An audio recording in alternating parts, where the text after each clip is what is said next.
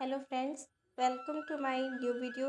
जैसा कि आप जानते हैं, हम अपने वीडियो में कथाएं और कुछ नई नई जानकारियां लेकर आपके सामने प्रस्तुत होते हैं। वैसे ही हम आज आपके लिए एक बहुत ही महत्वपूर्ण जानकारी लेकर सामने आ चुके हैं। जैसा कि आप जानते हैं, इस समय पितरों का समय चल रहा है, यानी हमारे पूर्वजों का समय चल रहा है, जिनका वर्णन हमारे शास्त्रों में बहुत ही गहन तरीके से किया गया है। जैसा कि आप सभी जानते हैं, भारतीय संस्कृति और परंपरा में श्रद्धा और भक्ति को विशेष स्थान दिया गया है।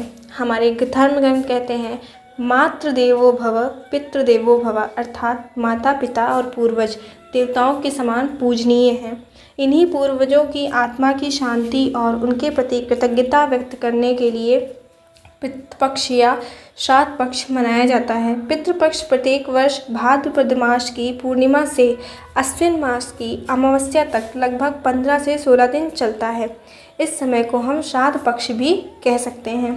पितृपक्ष क्यों मनाया जाता है, ये लगभग लोग नहीं जानते होंगे, तो मैं आपको बताना चाहूँगी।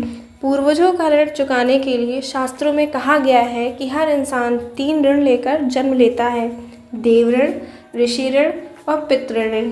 पितृ ऋण जो कि इस समय चल रहा है, इनमें से पितृ ऋण तभी पूरा होता है जब अपने पूर्वजों को श्रद्धापूर्वक याद करें और उनकी आत्मा की शांति के लिए तर्पण, श्राद्ध व पिंडदान करें। पूर्वजों की आत्मा की मुक्ति के लिए मान्यता है कि पितृलोक में रहने वाली आत्माएं अपनी वंशजों से श्राद्ध और तर्पण की प्रतीक्षा करती हैं। जब यह कर्म किए जाते हैं तो उनकी आत्माओं को तृप्ति मिलती है और वे अगले लोक की यात्रा शांतिपूर्ण ढंग से कर पाते हैं। संसार में सुख समृद्धि हेतु कहा जाता है कि यदि पितृ प्रसन्न होते हैं तो घर में शांति, समृद्धि और प्रगति होती है। वहीं यदि पितृ प्रसन्न नहीं होते हैं तो जीवन में बाधाएं और कष्ट आते हैं। पितृपक्ष का क्या महत्व है हमारे जीवन में, वो हम आपको बताना चाहेंगे। यह समय हमें याद दिलाता है कि हमारी आज की स्थिति हमारे पूर्वजों की मेहनत, त्याग और संस्कारों की परिणाम है। इसलिए उनका आभार व्यक्त करना हमारा कर्तव्य है। पारिवारिक एकता और संस्कार: श्राद्ध और पिंडदान के अवसर पर परिवार के सभी लोग एकत्र होते हैं, जिससे आपसी संबंध मजबूत होते हैं और अगली पीढ़ी भी इन परंपराओं से जुड़ती है। धार्मिक और आध्यात्मिक महत्व: गीता और पुराणों में वर्णित है कि पितरों को प्रसन्न किए बिना देवता भी प्रसन्न नहीं होते। इसलिए पितृपक्ष का धार्मिक महत्व सर्वोपरि है। वैज्ञानिक दृष्टिकोण से अगर देखा जाए तो इस समय मौसम में परिवर्तन होता है। वर्षा ऋतु समाप्त होकर शरद ऋतु का आगमन होता है। इस दौरान पचने योग्य भोजन और दान पुण्य से शरीर और मन दोनों स्वस्थ रहते हैं। पितृपक्ष में कुछ कुछ ज़रूरी चीज़ें की जाती हैं। चलिए उनके बारे में जान लेते हैं। श्राद्ध: जौ, तिल, चावल आदि से विधिवत पूर्वक हवन और पिंडदान करना होता है।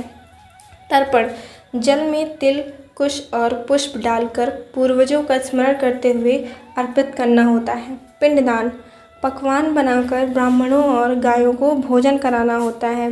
दान पुण्य: अन्न, वस्त्र, छाता, जूते, दक्षिणा आदि दान करना होता है। सत्कर्म: गरीबों, ज़रूरतमंदों और पशु पक्षियों को भोजन कराना होता है। पितृपक्ष से जुड़ी कुछ कथाएं हैं, मान्यताएं हैं जो कि महाभारत से जुड़ी हुई हैं। महाभारत से जुड़ी एक कथा है। महाभारत में वर्णन है कि जब कर्ण मृत्यु के बाद स्वर्ग गया तो वहाँ से केवल सोने चांदी के भोजन मिले, क्योंकि उसने जीवन में दान तो बहुत किया था पर कभी पितरों को अन्न जल अर्पित नहीं किया। तब यमराज ने उसे पृथ्वी पर 15 दिन के लिए भेजा। उन्हीं दिनों को पितृपक्ष कहा जाने लगा। गरुड़ पुराण की मान्यता के अनुसार गरुड़ पुराण में कहा गया है कि श्राद्ध किए बिना पितृ तृप्त नहीं होते और वे अपने वंशजों को स्वप्न या बाधाओं के माध्यम से संकेत देते हैं। रामायण की कथा के अनुसार भगवान श्री राम ने भी अपने पिता दशरथ की आत्मा की शांति के लिए गया जी में श्राद्ध किया था। तब से यह परंपरा और भी मजबूत हो गई। पितृपक्ष का महत्व अलग अलग दृष्टिकोण से अलग अलग है। धार्मिक दृष्टिकोण से पितरों की कृपा से संतान सुख और समृद्धि मिलती है। श्राद्ध करने से देवता और पितर दोनों प्रसन्न होते हैं। सामाजिक दृष्टिकोण से यह परंपरा पारिवारिक रूप से परिवार को जोड़ कर रखती है। लोगों में सेवा, दान, करुणा की भावना विकसित होती है। आध्यात्मिक दृष्टिकोण से यह हमें विनम्र बनाता है, आत्मा और शरीर के रिश्ते को समझने में मदद मिलती है। वैज्ञानिक दृष्टिकोण से इस समय हल्का सात्विक भोजन करने से शरीर स्वस्थ रहता है। दान पुण्य से मानसिक संतोष और सकारात्मक ऊर्जा मिलती है। पितृदोष और पितृपक्ष का क्या संबंध है? ज्योतिष शास्त्र में पितृदोष का उल्लेख मिलता है। कहा जाता है कि यदि पूर्वज असंतुष्ट हैं तो कुंडली में पितृदोष उत्पन्न हो जाता है। पितृदोष के कारण संतान सुख में बाधा, परिवार में अशांति, आर्थिक संकट, स्वास्थ्य संबंधी समस्याएं आदि देखने को हमें मिल जाती हैं।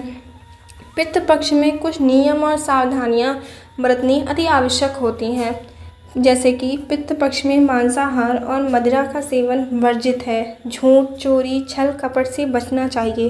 ब्राह्मणों, गरीबों और पशु पक्षियों को भोजन कराना चाहिए। श्राद्ध हमेशा श्रद्धा और पवित्र मन से करना चाहिए। पितृपक्ष केवल एक धार्मिक अनुष्ठान ही नहीं है, बल्कि यह हमारी संस्कृति का वह दर्पण है जो हमारे पूर्वजों से जोड़ता है। यह हमें याद दिलाता है कि हमारी जड़ें कितनी गहरी हैं और हमें अपनी परंपराओं के प्रति आस्था रखनी चाहिए। पूर्वजों के प्रति श्रद्धा, आभार और सम्मान प्रकट करना ही पितृपक्ष का वास्तविक उद्देश्य है। यही कारण है कि यह काल भारतीय संस्कृति में अत्यंत पवित्र और महत्वपूर्ण माना गया है।